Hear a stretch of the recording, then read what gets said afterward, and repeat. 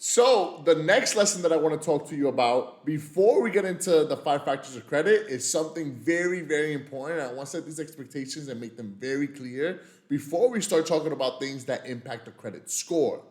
Because there's something that's just a little bit more important than the credit score, and that is the credit report. So, what is the difference between your credit score and your credit report? So, according to FICO, credit scores are an indicator of how likely you are to default on your payment within the next 2 years. But they're not the only thing that gets you approved or denied from the lenders. So, what determines your approval odds is, drum roll, your credit report. Meaning who and what is reporting on your credit report is one of the factors that determines if you'll get approved or denied. Let me give you a real world example. 2 clients both applied for the Chase Sapphire Reserve. We will call them John and Jane.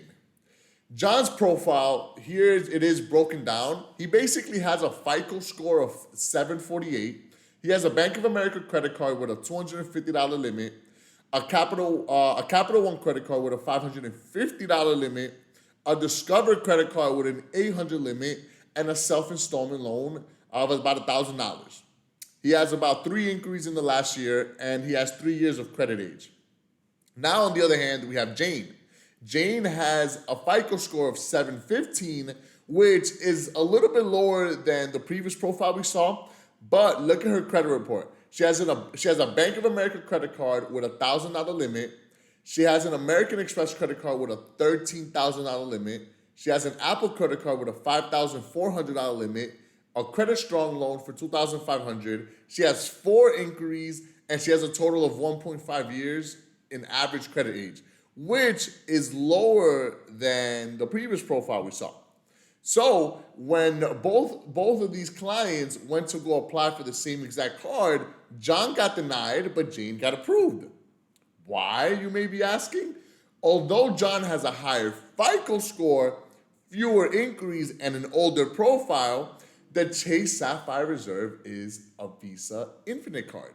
That means the minimum line of credit they can approve you for is $10,000. John might have had a higher FICO score, but his report doesn't show that he's able to handle big lines of credit. His highest credit card limit is $800. And the $1,000 self-account is an installment loan, not a credit card. Jane, on the other hand, had less time to build her credit, and she started small with small limits on her American Express card. The only difference is that every 6 months, she would ask for a credit limit increase from her creditors. So those $500 limits became $1,500, then they became $3,000, then $5,000, then finally $13,000 on one card. So by the time she applied for the Chase Sapphire Reserve, American Express was already reporting that they trusted her with a $13,000 limit on her credit card. So when Chase looked at Jane's credit report, they knew immediately that she could be trusted with a high limit. Why? Because her report already shows that American Express trusted her with a big line of credit. So it's not just about the credit score. I'd rather have a lower credit score with big lines of credit reporting. So during the process, I don't want you to focus too much on your credit score. I want you to focus on your credit report and what's reporting on it. And if you have any questions, please don't hesitate to ask in the community. You have to understand that in the community, we're all there with one goal in mind, to improve our credit scores, right? So feel free to ask any questions.